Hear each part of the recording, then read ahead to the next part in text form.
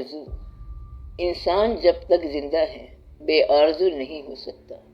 شاید آرزو ہی زندگی ہے۔ ہر انسان صاحب آرزو ہے، ہر دل آرزو پیدا کرتا ہے۔ آرزو نہ ہو تو زندگی بے معنی ہو کر رہ جائے۔ آرزو انسان کو بے بس کر دیتی ہے۔ انسان اپنی آرزوؤں کے حصار میں اس طرح جکڑا جاتا ہے جیسے شہد میں مکھی، اور پھر انسان ڈوبتا ہی جاتا ہے۔ ایک آرزو کا تعاقب کرتے ہمیں دوسری آرزو سے متعارف کراتا ہے، اور اس طرح سلسلہ در سلسلہ زنجیر بنتی چلی جاتی ہے، اور اس سے نجات کی راہ ممکن ہی نہیں ہے۔ ہماری زندگی کی اکثر وابستگیاں آرزو کے دم سے ہیں۔ محبت آرزو قرب محبوب کا نام ہے، نفرت آرزو فناء عدو ہے۔ حصول زر آرزو آسائش ہے، اسی طرح عبادت آرزو تقرب حق ہے۔ غرض کے ہر عمل کے ساتھ آرزو کا وابستہ ہونا لازمی ہے۔ بے آرزو عمل مجبوری ہے، لاچاری ہے بلکہ بیماری ہے۔ آرزو مر جائے تو اس کی لاش سے نئی آرزو پیدا ہوتی ہے۔ یہ وہ ککنس ہے جو جلتا ہے اور اپنی راکھ سے نئی ککنس کا جنم دیتا ہے۔ آرزو تلاش پیدا کرتی ہے اور تلاش سفر پیدا کرتی ہے۔ سفر انسان کے لیے نئے نئے مسائل پیدا کرتا ہے، اور ان مسائل کے حل کے لیے نئی تلاش شروع ہو جاتی ہے، اور اس طرح چلتے چلتے راستہ بدل جاتا ہے، اور انسان حیران و پریشان سوچتا ہے کہ اس نے جو چاہا تھا وہ یوں تو نہ تھا۔ وہ غور کرتا ہے کہ اس نے جو خواب دیکھا تھا اس کی تعبیر کا سفر ایک نیا خواب بن کر سامنے آیا ہے، جو اپنے لیے کسی نئی تعبیر کا انتظار کرے گا۔ نیا خواب پرانے خواب سے مختلف ہوتا ہے، اور نئی تعبیر اتنی ہی دور ہوتی ہے جتنی پہلے خواب کی۔ آرزوؤں کے سلسلے در سلسلے اتنے پیچیدہ ہیں کہ ان سے نکلنا یا ان کو سمجھنا دشوار ہے۔ ہماری اکثر آرزویں ضرورت کی آرزویں ہیں، مثلاً خوراک، مکان، لباس۔ ہر آدمی خوراک کا محتاج ہے۔ خوراک صرف روٹی کا نام نہیں جس سے ہم پیٹ بھرتے ہیں۔ خوراک نکاح کے لیے نظارے کی تمنا بھی ہے۔ آنکھ کی خوراک حسین منظر ہے، ذہن کی خوراک حسن خیال ہے، دل کی خوراک پرتوے جمال ہے، روح کی خوراک ذوق خود آگہی کے ساتھ ساتھ لطافت احساس حقیقت ہے۔ ہر اشتہا خوراک کی تلاش پر مجبور کرتی ہے۔ ہم جس کیفیت میں ہوتے ہیں ویسے ہی خوراک کی ضرورت ہوتی ہے، اور اس ضرورت کو پورا کرنے کے لیے انسان سرگرداں ہوتا ہے۔ یہ آرزو ہماری سرشت میں ہے، فطرت میں ہے۔ جس بہشت میں ضرورت شجر ممنوع ہو، اس بہشت سے انسان جلد ہی نکل جانا پسند کرتا ہے۔ انسان بہشت چھوڑ دیتا ہے لیکن آرزو نہیں چھوڑتا۔ آرزوؤں پر پہرا جبر قدغن ممکن ہی نہیں۔ کوئی کسی کی خوراک کی ضرورت پوری کیے بغیر اس سے خوراک کی آرزو چھین نہیں سکتا۔ خوراک کی ضرورت کو پورا کرنے کے لیے انسان کو بڑی بڑی صفات عطا کی گئیں۔ انسان صبح گھر سے نکلتا ہے، پرندوں کی طرح اپنے آشیانے سے باہر تلاش خوراک کے لیے طرح طرح کی حرکات کرتا ہے، اور پھر شام کو گھر لوٹتا ہے، حسرت لے کے یا سرشاری و سرخوشی لے کر، اور اس طرح زندگی ایک دائرے میں مقید ہو کر رہ جاتی ہے۔ اس ضرورت کی خواہش کی تکمیل کو انسان کامیابی کہتا ہے۔ پھر ایک دن اسے ایک نئی صورتحال سے تعارف ہوتا ہے اور محسوس کرتا ہے کہ یہ ضرورت ہی اس کی واحد ضرورت نہیں، اسے کچھ اور بھی چاہیے۔ اس طرح پرانی آرزو ایک نیا جذبہ بن کر ابھرتی ہے، اور انسان پھر مصروف ہو جاتا ہے۔ ایک نئے انداز کے ساتھ وہی پرانا انسان نئی حرکت میں نظر آتا ہے۔ مکان میں رہنے کی آرزو، اپنے ذاتی مکان کے حصول کی آرزو انسان کو بے چین کر دیتی ہے۔ وہ مکان بناتا ہے، کیسے کیسے جتن کرتا ہے، کہاں کہاں سے کیا کیا کچھ اکٹھا کرتا ہے۔ انسان سکون کی خاطر بے سکون ہوتا ہے، آرام کی تمنا میں بے آرام ہوتا ہے، اور کبھی کبھی قیام گاہ کی خاطر سفر اختیار کرتا ہے۔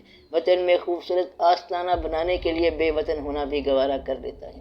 یہ آرزو بڑے رنگ دکھاتی ہے۔ عمر پردیس میں گزر جاتی ہے، اور امید یہ کہ دیس میں رہائش باعزت ہو۔ پردیسی دور سے گزرنے والے طیاروں کو سلام کہتا ہے کہ وطن کی ہواؤں کو سلام۔ آرزو انسان کو کیسے کیسے دن دکھاتی ہے اس کا جاننا مشکل نہیں۔ ایک بہتر مستقبل کی آرزو حال کو بدحال کر دیتی ہے، اور پھر مستقبل اسی حال کا حصہ بن کے رہ جاتا ہے۔ انسان سماج میں عزت چاہتا ہے، وقار چاہتا ہے، سرفرازی چاہتا ہے۔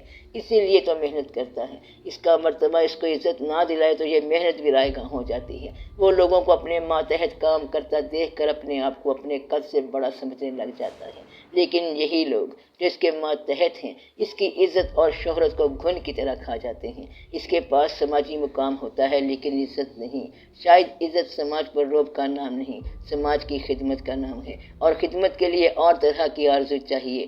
سیاست کے میدان میں ہم دیکھتے آ رہے ہیں کہ حکمرانی کی خواہش اور تخت و تاج کی آرزو کیا انجام لاتی ہے۔ یہ آرزو کہاں کہاں سے گزرتی ہے۔ عزت کی آرزو کوئے ملامت سے بھی گزرتی ہے۔ لوگوں کو مرعوب کرنے اور متاثر کرنے کی آرزو انسان کو ہلاک کر دیتی ہے، اور وہ نہ لوگوں کو مرعوب کر سکتا ہے نہ متاثر۔ یہ لوگ بس عجیب لوگ ہیں، جہاں یہ بے فیض فوقیت دیکھتے ہیں بس وہیں سیکھ پا ہوتے ہیں۔ ان پر احسان انہیں جتا کر کیا جائے تو بھی یہ ناپسند کرتے ہیں۔ لوگوں کو ممنون کرنا ان پر ظلم کرنا ہے۔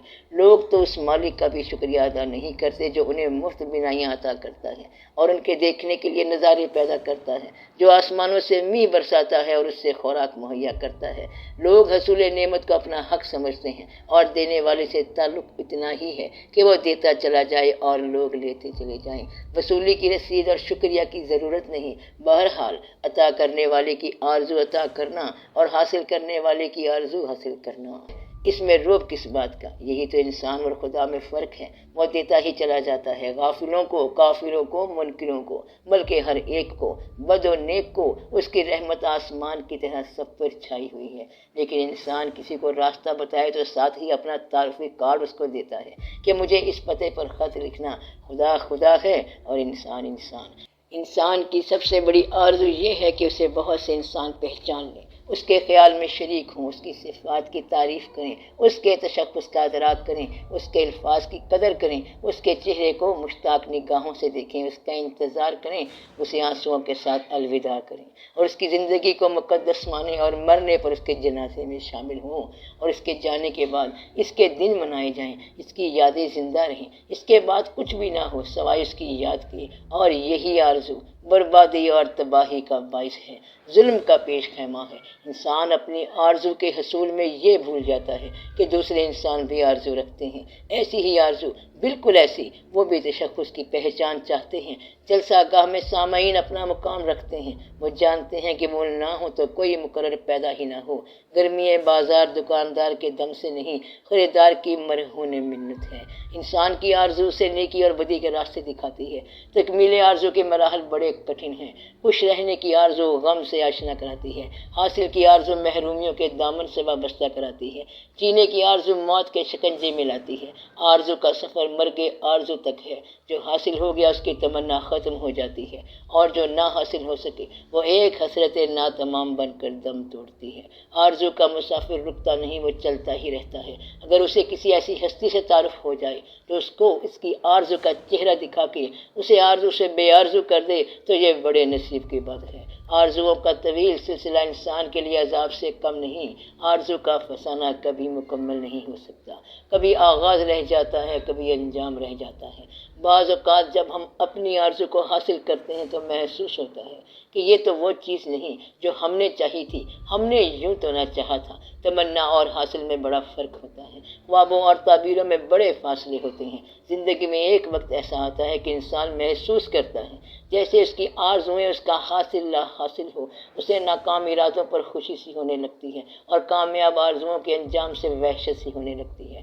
کامیاب آرزو گناہ ہو سکتی ہے لیکن ناکام آرزو کبھی گناہ نہیں ہو سکتی۔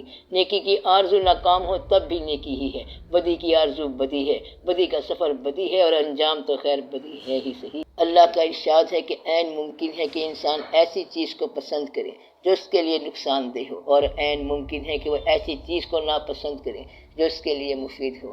لہٰذا یہ ضروری ہے کہ کامیابیوں اور کامرانیوں کی آرزو سے پہلے ان کے انجام اور ان کی عاقبت کے بارے میں کسی جاننے والے سے پوچھ لیا جائے۔ اکثر دیکھا گیا ہے کہ بظاہر کامیاب زندگی ایک ناکام بلکہ عبرتناک انجام سے دوچار ہوتی ہے۔ وہ مسافر جسے گاڑی میں سیٹ نہ ملی اپنے آپ کو بدقسمت قسمت سمجھتا ہے، اور جب گاڑی حادثے کا شکار ہوتی ہے تو وہی انسان اپنی خوش نصیبی پر فخر کرتا ہے۔